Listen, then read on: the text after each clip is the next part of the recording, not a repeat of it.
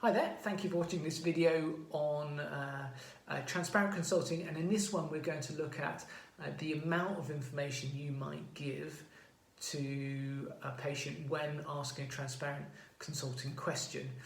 The amount of information really depends on the circumstances in that consultation, but overall remember the two main aims here. One is obtaining an accurate answer and the other is improving the person's health understanding. In the last video, we talked about pneumonia. If you haven't seen that video, watch that one first. And in that one, we pretty much said the word pneumonia, and then we listed 3 examples of symptoms to ask the patient if they've suffered any of those. So, have you suffered any symptoms of pneumonia in the last few days? For example, a fever, having a chesty cough, or feeling short of breath. And what you can do is, if you, let's say you've discovered during finding out about the person's ICE that they particularly worried about pneumonia, or they're particularly keen on antibiotics, if you don't feel that that's likely to be the case, you think they probably wouldn't benefit from antibiotics, more likely to be viral ERT, for example, then the person understanding a bit more about how symptoms develop in pneumonia will then improve their overall understanding and how you've reached that decision. So for pneumonia, you could say, in pneumonia, the infections tend to be quite nasty. The person is usually got a fever. You can produce mucus deep in the lung, which gives the person a chesty cough, which they may or not be able to shift, but it feels deep down in the lung.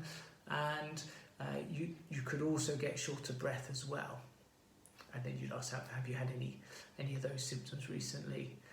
You are giving more information, so you may want to break those up rather than talking for too long and then the person's got too much information to process. So you may start to talk about pneumonia and then ask them if they've had a fever, and then move on to how they have mucus in the lungs and the shortness of breath. So you may want to break it up so it's easier for the person to understand. Now, most importantly, you're looking for those symptoms.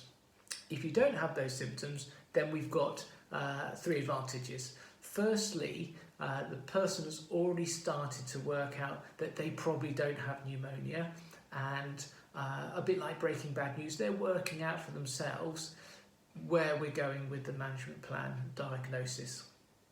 Secondly, they're going to be more aware of symptoms of pneumonia and why those symptoms develop for the safety net. The safety net will make more sense and they're more likely to remember it.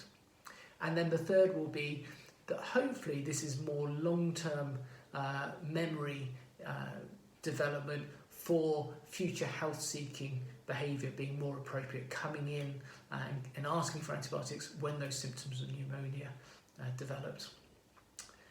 I hope that makes sense. Have a go with talking out loud your own way of doing that kind of consulting with the questions. Practice with pneumonia. You're more likely to work out the phrasing that works for you if you say it out loud on your own in the car, much more so than just watching this video or trying to say it in your head. So have a go and see how you get on.